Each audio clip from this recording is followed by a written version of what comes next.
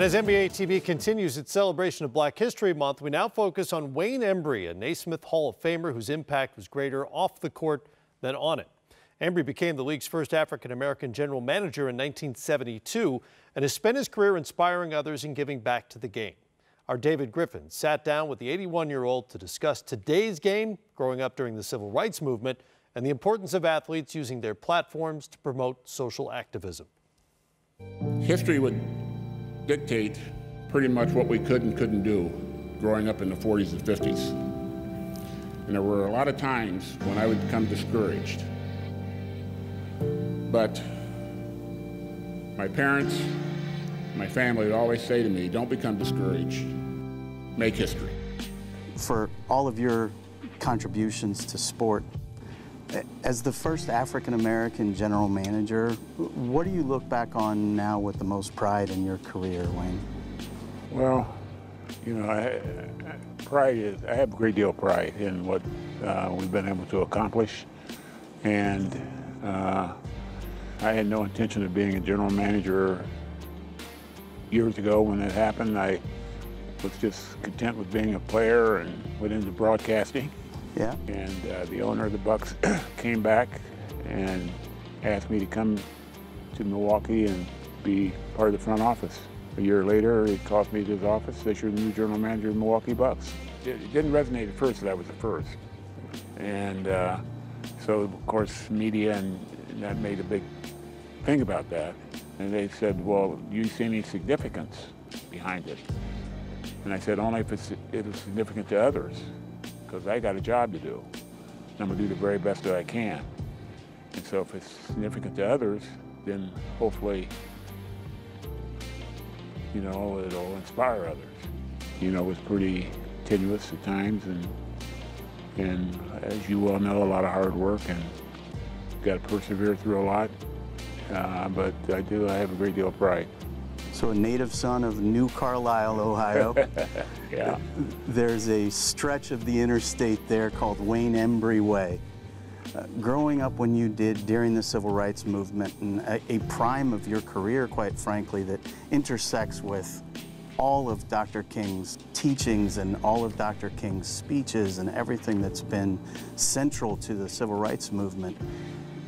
What is it like for you now to look back on everything that you played through and everything that you had to overcome to get where you did today? At the time, you know, we did what we could do. We as African Americans did what we were allowed to do. And I look back at the times when being the only African American on my high school team and then the entire high school, going into restaurants and being told you can't be served, and going to movies, told you couldn't go. And it was just, you know, at the time we accepted it. Now looking back, I become quite emotional about that as well because it was humiliating. And so in the 60s, when Dr. King started the Civil Rights Movement, he, of course, was the leader, and of course there were others who were involved. It was just gratifying to see that his efforts and the courage that he displayed to make the world a better place.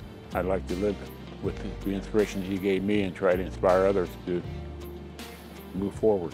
And because of everything you experienced and went through, you've been very vocal in your belief that NBA players and all athletes should use their platform for social activism. That's something that's very important to you. Well, I think that we all are human beings who have a right to think and exercise the First Amendment, right to speak. And so if you have a belief, I think you should express it and be an inspiration to young people as long as it's the right way. And of course the right way is a way to promote love and respect and try to avoid disrespect and the hatred we still see remnants of today. How do you think we can, as a league, continue to help educate players today if the sacrifice players in your day took to make this possible for them? How do we improve understanding of that? Well, I think they understand. There's more and more. I think more so when they get exposure to Bill Russell and myself and Oscar and some of the old-time players. I think they get it. Back in our day, all we wanted to do was belong. You know, we don't want to take anything from anybody. We just wanted equal opportunity to display our abilities and what we could do.